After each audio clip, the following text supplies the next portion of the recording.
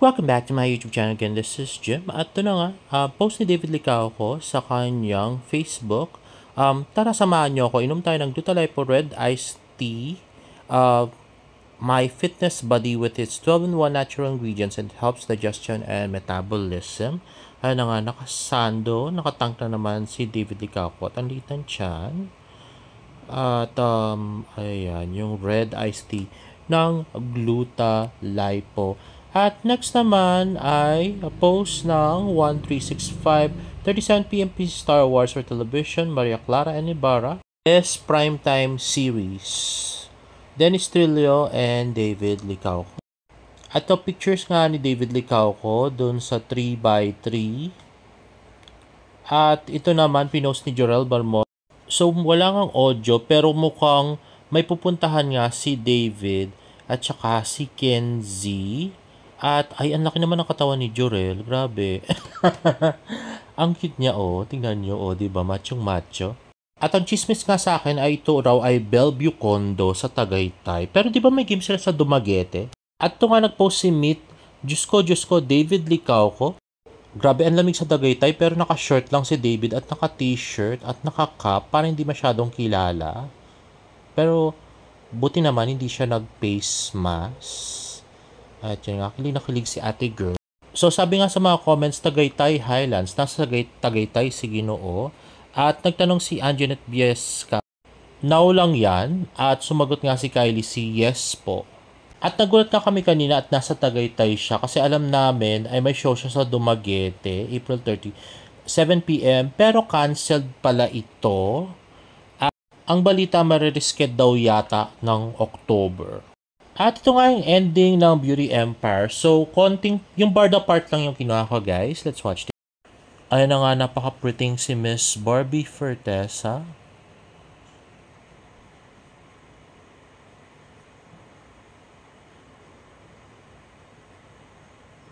Kailangan mo na pampakalma. Kala ko nasa hiking trip ka.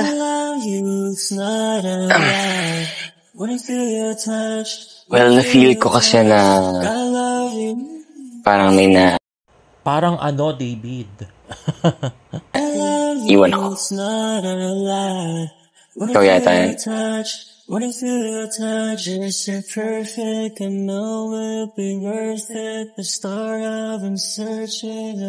Hindi pa ako pwedeng mag-hike.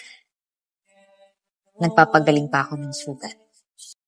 Ayun na nga. So, hindi nga sasama si Barbie makipag-hike kay David. Yayain mo kaya mag-jogging. May sugat ka? Mahabang kwento. Pero kung interesado ka, pwede kong ikwento sa'yo. Habang lalakad? Okay lang ba yun? Walking in nature? Okay na okay yun sa akin. One step at a time. I think I love you. I think I love you. It's not a lie. When I feel your touch.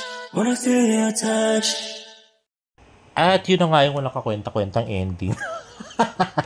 I had to say this. Grabe, inis na inis ako kahapon. So, tweet nga ni Weng Cabs 2 days ago and just like that, it fell to number 2. Anyari, everything was okay until, oh well. And another tweet, asa na makakapalang mga mukhang fans ni Kain Wetpu?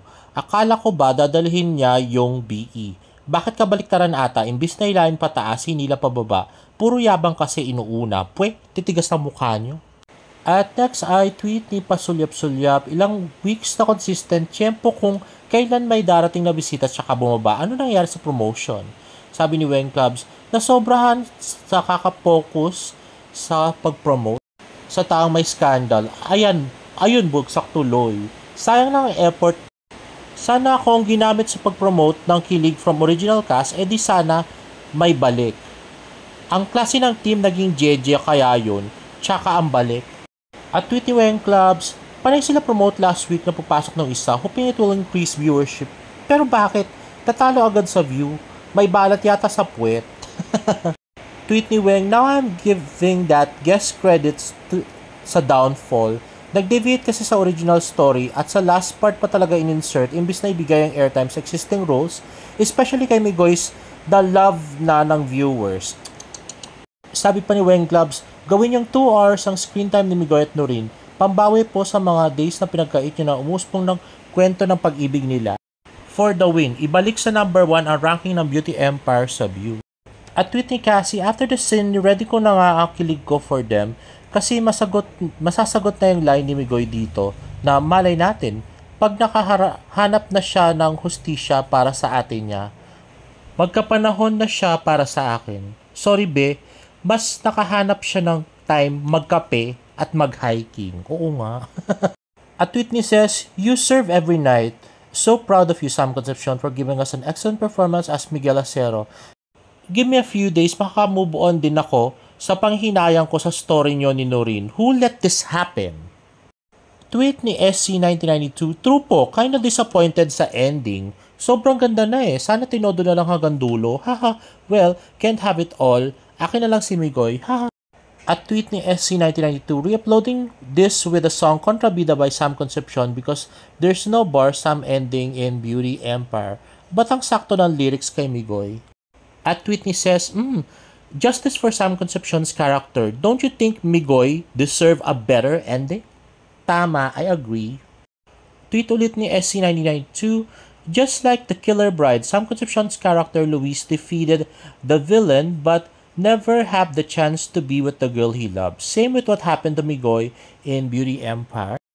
At tweet ni says, sorry not sorry, but did Beauty Empire just drop the beautiful Migoy Noreen part of the plot for the fan service? The constantly supportive man ex strong woman trope had such potential. At tweet ni Casey, not throwing hate kay David and because fan ako ni Sam pero super nakaka-disappoint yung ending ng Beauty Empire. At sa part ni Noreen at Migoy Love Team, kahit hindi naman totally magkatuluyan si Javier at Noreen, obvious naman, why ganon? Akala ko cameo lang yon. I totally agree. Ang pangit nga kung sino pa yung cameo na last 2 or 3 episodes lang, siya pa yung naging endgame ng bida, samantalang nagpakahirap nung umpisa, naging friend zone lang, di ba? Napakawalang kakwenta-kwenta nitong istorya. Sino ba nakaisip na ilagay si David doon? Tapos siya may maging endgame, putya, di ba? Niwala man lang character development, nakita lang ni Noreen doon sa coffee shop. Binati lang siya, tapos go na, ganon. Easy to get si Noreen. Grabe. Kaya nga hindi nag-trending yung ending. Grabe. Akala ko mag-trending siya pero walang nag-post na nag-trending siya. So, tinignan ko rin sa mga nag-trending sa X, wala talaga. Grabe. Ang pangit-pangit kasi nung ending, di ba? Akala mo talaga, Noreen Migoy, tapos bigla-biglang, yung bagong salta na di mo alam kung saan nang galing, ni walang backstory, tapos siya yung magiging endgame. Putya, di ba? Tangka lang yung nagsulat. Hindi naman sa galit ako kay David, no? Pero, di ba? Grabe. Kilig na kilig tayo doon sa Migoy Noreen. Tapos bigla-bigla kung sino may bagong dating, sinalpak siya yung endgame. Putya, di ba? Kakagigil. Kayo guys, agree ba kayo dun sa ending na ginawa para sa Beauty Empire? Write your comments down below, and if you like this video, please give it a thumbs up and please subscribe to my YouTube channel for more Bardo updates. See you in my next vlog. Bye!